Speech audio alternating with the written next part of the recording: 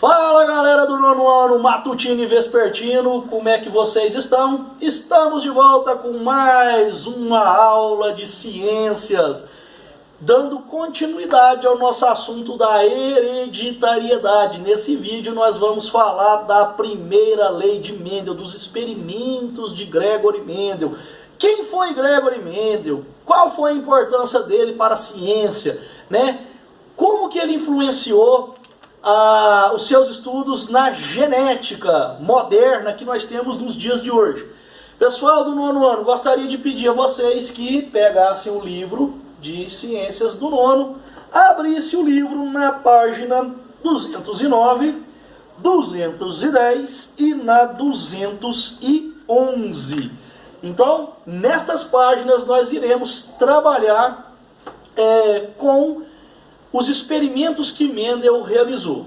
Beleza, pessoal? Então vamos começar aqui com quem era Gregory Mendel, né? Quem era esse cara tão falado aí na biologia, né? Tão falado aí na ciência, né? Qual foi a importância desse camarada? Pessoal, Mendel, ele era um padre austríaco. Ele viveu lá na República Tcheca, né, por volta, né, dos anos de 1822 a 1884. Mendel, ele era um monge, né, um católico, um padre, e ele era um cara muito inteligente, ele era um cara muito esperto, gostava muito de estudar, diferente aí de algumas pessoas aí que não gostam, mas esse não é o caso. Então, Gregory Mendel era um cara que estudava pra caramba, ele era muito versado em matemática, ele era muito ligado também à biologia, à química, ele estudava muito essas matérias.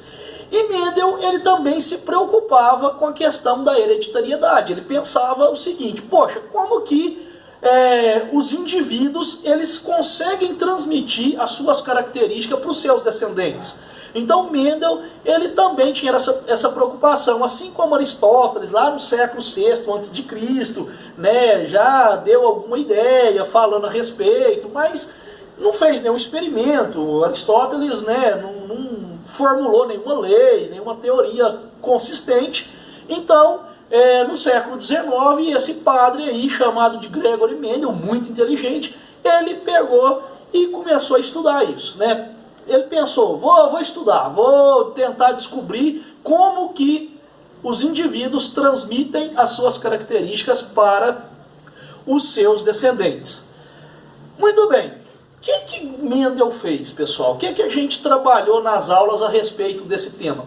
Mendel, ele utilizou uma espécie de planta muito favorável, extremamente adequada para obter os resultados que ele obteve. O que Mendel fez? Mendel pegou uma planta da espécie Pisum sativum, que é as ervilhas de cheiro, e fez os seus experimentos da seguinte forma. Mendel utilizou essa planta por quê? Quais foram os motivos, as razões que Mendel usou essa planta? A planta, primeiro que ela é hermafrodita. O que é um ser hermafrodita? Ela tem os dois sexos, ela é tanto masculina quanto feminina, tem os dois aparelhos reprodutores. Segundo, essa planta ela tem um ciclo de vida rápido e curto, ou seja, ela é de fácil cultivo e ela vai gerar um grande número de descendentes. Essa característica também é muito importante, muito favorável para esses experimentos que Mendel realizou. Então o que Mendel fez? Ele pegou uma dessas plantas, ele cortou o androceu ali, cortou as anteras, que fica lá no androceu, que é a parte masculina, e deixou somente a parte feminina. E na outra planta, o que ele fez? Deixou a planta intacta, ele não modificou ela. E aí Mendel pegou o pólen de lá da planta masculina, né, no qual ele fez o corte ali, a manipulação. Ele pegou o pólen e jogou na outra planta. E aí o que ele fez com isso? Uma fecundação cruzada. Então ele pega o pólen de uma planta e joga lá no gineceu, que é a parte feminina da outra planta. E ele faz uma fecundação cruzada de linhagens puras. O que é linhagens puras que nós abordamos nas aulas? Linhagens puras são plantas, né, dessa espécie que produzia somente semente amarela. Quando cruzadas entre si, só produzia semente amarela. E na outra planta, que também era de linhagem pura, só produzia sementes verdes. Não produzia outra cor além de verde. E amarela da mesma forma. Então ele pegou duas linhagens puras. O que aconteceu nessa fecundação cruzada? Mendel, ele obteve em F1, que é a primeira geração, ele obteve 100% das sementes amarelas, fruto desse cruzamento das linhagens puras, amarela e verde. Então, ele obteve um heterozigoto. As plantas amarelas têm o alelo dominante e as plantas de semente verde possuem o alelo recessivo. E aí, então, Mendel obtém um heterozigoto, aonde ele tem um caso de dominância completa. Lembra da dominância completa que eu falei no outro vídeo? Se não lembra, volta no outro vídeo, assiste, depois volta para esse. Então, todas as sementes foram amarelas em F1, heterozigóticas. Mendel ficou intrigado com isso, ele ficou pensando, poxa, mas o que aconteceu com a característica verde? Eu cruzei duas plantas de cores diferentes, mas saiu todas amarelas. Por quê? Aí Mendel, ele fez uma autofecundação daqueles indivíduos da geração F1, da primeira geração, que eram todas amarelas. Ele pegou e fez uma autofecundação. O que é autofecundação? Fecundar o próprio indivíduo. A planta era hermafrodita, tinha os dois sexos. Então ela permitia fazer tanto fecundação cruzada quanto autofecundação. Quando Mendel faz essa autofecundação, qual foi o resultado que Mendel obteve em F2, que era a segunda geração?